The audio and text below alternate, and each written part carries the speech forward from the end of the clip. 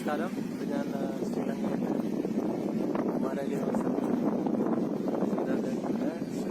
സീതായിലിയ എന്ന് പറഞ്ഞൊരു ടെമ്പിളിലാണ് നിൽക്കുന്നത്. വളരെ രാമായണവുമായി ബന്ധപ്പെട്ടിട്ടുള്ള പല കഥകളും ഉള്ള ഒരു ക്ഷേത്രമാണ്. ഹായ് ഗായ്സ്, എല്ലാവർക്കും നമ്മുടെ ചാനലിലെ പുതിയൊരു വീഡിയോയിലേക്ക് സ്വാഗതം. ഇന്ന് ഇൻട്രോ പറഞ്ഞിരിക്കുന്നത് എൻ്റെ ഹസ്ബൻഡാണ് കേട്ടോ. ഭാരതത്തിൻ്റെ ഇതിഹാസ കാവ്യമായ രാമായണത്തിൽ പരാമർശിക്കുന്ന ശ്രീലങ്ക എന്ന് പറയുന്ന രാജ്യം സന്ദർശിക്കാനുള്ള ഒരു ഭാഗ്യം എനിക്കുണ്ടായി. അന്ന് എടുത്തിട്ടുള്ള വീഡിയോ ക്ലിപ്സിൻ്റെ കുറച്ച് ഭാഗങ്ങളാണ് കേട്ടോ ഇന്ന് ഞാനിവിടെ കാണിക്കുന്നത്. ആദി മഹാകവിയായിട്ടുള്ള വാൽമീകി സംസ്കൃത ഭാഷയിൽ രചിച്ചിട്ടുള്ള രാമായണത്തിലെ കഥകളെല്ലാം തന്നെ കുട്ടിക്കാലം മുതൽക്ക് തന്നെ നമുക്ക് സുപരിചിതമാണല്ലോ അല്ലേ. ആ കഥകളിൽ പറയുന്ന അശോകവനം എന്ന് പറയുന്ന കാടാണ് കേട്ടോ ഇപ്പം നിങ്ങൾ കണ്ടുകൊണ്ടിരിക്കുന്നത്. കാടിനടുത്ത് സീതാദേവിയുടെ ഒരു അമ്പലമുണ്ട്. ആ അമ്പലത്തിലേക്കാണ് ഞങ്ങൾ ഇപ്പം ഇറങ്ങി പോകുന്നത്. 4 വശവും കാടായതുകൊണ്ട് തന്നെ നല്ല കാറ്റുണ്ട്. കൂടാതെ അമ്പലത്തിന് പുറകുവശത്തു കൂടി ഒരു അരുവി ഒഴുകി പോകുന്നുണ്ടായിരുന്നു. അപ്പോൾ ആ അരുവിയുടെ ശബ്ദം കൂടിയും ഉള്ളതുകൊണ്ട് സൗണ്ട് കുറച്ച് ഡിസ്റ്റർബൻസ് ഉണ്ടായിരിക്കും. ഈ സ്ഥലം കാണുന്നത് വരെ എൻ്റെ മനസ്സിലുണ്ടായിരുന്ന ചിന്ത എന്ന് പറയുന്നത് രാമായണം വെറും ഒരു കഥ മാത്രമാണ് എന്നായിരുന്നു. പക്ഷെ ഇത് വന്ന് കണ്ടപ്പോൾ എനിക്ക് മനസ്സിലായി ഇത് ഒരു റിയൽ സ്റ്റോറി, നമ്മുടെ നടന്നിട്ടുള്ളൊരു കഥയാണ് രാമായണം എന്ന് എനിക്ക് മനസ്സിലായി. രാമായണ കാലഘട്ടത്തിൽ രാവണൻ സീതയെ തട്ടിക്കൊണ്ടുപോയിട്ട് നമ്മുടെ തടവിൽ പാർപ്പിച്ചു എന്ന് പറയപ്പെടുന്ന ഒരു സ്ഥലമാണ് അശോകവനം എന്നാണ് പറയപ്പെടുന്നത്. അതിമനോഹരമായിട്ടുള്ള ഒരു സ്ഥലമാണ് കേട്ടോ ഇത്. ഈ സ്ഥലം കാണാൻ സാധിച്ചത് എൻ്റെ ജീവിതത്തിലെ തന്നെ ഏറ്റവും വലിയൊരു പുണ്യമായിട്ടാണ് എനിക്ക് തോന്നുന്നത്. അപ്പം ഞാൻ അനീഷേട്ടനോട് ഒരുപാട് നന്ദി അറിയിക്കുകയാണ് കേട്ടോ. എനിക്ക് തോന്നുന്നു നമ്മുടെ നാട്ടിലൊന്നും സീതാദേവിക്കായിട്ടുള്ളൊരു അമ്പലം ഇല്ല എന്നുള്ളത്. ഞാൻ ആദ്യമായിട്ടാണ് കേട്ടോ സീതാദേവിയുടെ ഒരു അമ്പലം കാണുന്നത്. അവിടെ താഴെ ഒരു കാൽപാദം കാണാം.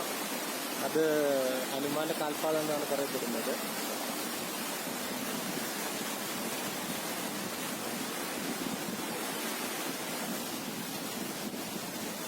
ഈ സ്ഥലം സന്ദർശിക്കാനായിട്ട് ശ്രീലങ്കയിലെ തന്നെ തമിഴ് വംശജരായിട്ടുള്ള ആളുകളാണ് കൂടുതലും വന്നിരിക്കുന്നത്.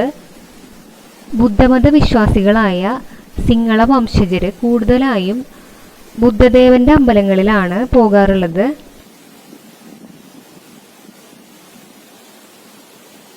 ഏകദേശം 6-7 മാസക്കാലം ഞാൻ ശ്രീലങ്കയിൽ താമസിച്ചിരുന്നു. അപ്പോൾ ആ സമയത്ത് ശ്രീലങ്കൻ ജനവിഭാഗവുമായി കുറച്ച് കൂടുതൽ അടുത്തറിയാനുള്ളൊരു ഭാഗ്യം എനിക്കുണ്ടായി. കൂടാതെ ഒരുപാട് സ്ഥലങ്ങളും ഞങ്ങൾ സന്ദർശിച്ചിട്ടുണ്ടായിരുന്നു. അപ്പോൾ ഈ സ്ഥലം നിങ്ങൾക്ക് ഇഷ്ടപ്പെട്ടിട്ടുണ്ടെങ്കിൽ, അതുപോലെ ഇനിയും ഇതുപോലെ സ്ഥലങ്ങൾ കാണാൻ ആഗ്രഹമുണ്ടെങ്കിൽ കമൻസിലൂടെ അറിയിക്കണം. അപ്പോൾ ഞാൻ എൻ്റെ കയ്യിലുള്ള വീഡിയോ ക്ലിപ്സ് എല്ലാം ഷെയർ ചെയ്യുന്നതായിരിക്കും. കണ്ടാലും കണ്ടാലും മതി വരാത്ത അതിമനോഹരമായിട്ടുള്ളൊരു കാഴ്ചയാണ് കേട്ടോ ഇത്. 4 വശങ്ങളും മലകളാൽ ചുറ്റപ്പെട്ടിട്ടുള്ളൊരു കാടാണിത്. പിന്നെ ഈ അരുവിൽ നിന്ന് വരുന്ന വെള്ളത്തിന് ഭയങ്കര തണുപ്പാണ്. ഈ വെള്ളത്തിൽ കാല് വെച്ചപ്പോൾ തന്നെ ഒരു പ്രത്യേക അനുഭൂതിയായിരുന്നു കിട്ടിയത്. ഒരു പുണ്യഭൂമിയിൽ അല്ലെങ്കിൽ ഒരു പുണ്യജലത്തിലൊക്കെ കാല് വെക്കുന്ന പോലത്തെ ഒരു ഫീലായിരുന്നു എനിക്ക്. സാധിക്കുന്നവർ കൊറോണയെല്ലാം മാറിക്കഴിഞ്ഞിട്ടുണ്ടെങ്കിൽ ഈ സ്ഥലം ഒന്ന് പോയി കാണണം. കാരണം അത്രയും മനോഹരമായിട്ടുള്ളൊരു സ്ഥലമാണിത്. കേരളത്തിൽ നിന്ന് 1 മണിക്കൂറത്തെ യാത്രയേ ഉള്ളൂ കേട്ടോ ശ്രീലങ്കയിലേക്ക്. രാവണൻ്റെ നാടായ ശ്രീലങ്ക സമ്പൽ സമൃദ്ധിയായിട്ടുള്ളൊരു രാജ്യമാണ് കേട്ടോ. ഇവിടുത്തെ ഭൂപ്രകൃതിയും കാലാവസ്ഥയും ഒക്കെ അടിപൊളിയാണ്. കേരളത്തിൻ്റെ 3 ഇരട്ടിയോളം വലിപ്പമാണ് ശ്രീലങ്കയ്ക്കുള്ളത്. ജനസാന്ദ്രതയാണെങ്കിൽ കേരളത്തിൻ്റെ ഒരംശം മാത്രമേ ഉള്ളൂ. വളരെ കുറച്ച് ജനസംഖ്യയേ ഉള്ളൂ ഇവിടെ. അതുകൊണ്ട് തന്നെ വളരെ ക്ലീൻ ആൻഡ് ബ്യൂട്ടിഫുൾ ആണ് ഈ സ്ഥലം. ഇവിടെ താമസിക്കുമ്പോൾ ചിലവ് ഒരല്പം കൂടുതലാണ്. കാരണം എല്ലാ സാധനങ്ങളും ചൈനയിൽ നിന്നും ഇന്ത്യയിൽ നിന്നുമാണ് ഇറക്കുമതി ചെയ്യുന്നത്. ഇവിടെ നമ്മുടെ നാട്ടിലെ പോലെ അധികം കൃഷി ചെയ്യുന്നില്ല. ഇവിടെ തേയില കൃഷി മാത്രമാണ് കുറച്ച് കൂടുതലായിട്ടുള്ളത്. ചൈനക്കാർ ഒരുപാട് വ്യവസായ സംരംഭങ്ങൾ ഇവിടെ പുതിയതായിട്ട് ആരംഭിച്ചിട്ടുണ്ട്. ശ്രീലങ്കയിൽ താമസിച്ചിരുന്ന സമയത്ത് ഒരുപാട് നല്ല അനുഭവങ്ങളും അതേപോലെ തന്നെ ഒരുപാട് ദുരനുഭവങ്ങളും ഞങ്ങൾക്ക് ഉണ്ടായിട്ടുണ്ട്. 2019 ഒരു ഈസ്റ്റർ ദിനത്തിൽ കൊളംബോയിലെ ഒരു തീവ്രവാദ സംഘടന അറ്റാക്ക് ചെയ്തിരുന്നു. ആ സമയത്ത് ഞങ്ങൾ അവിടെ താമസിച്ചിരുന്നു. വളരെ കഷ്ടപ്പെട്ടിട്ടാണ് അന്ന് അവിടുന്ന് ഞങ്ങൾ രക്ഷപ്പെട്ടു പോകുന്നത്.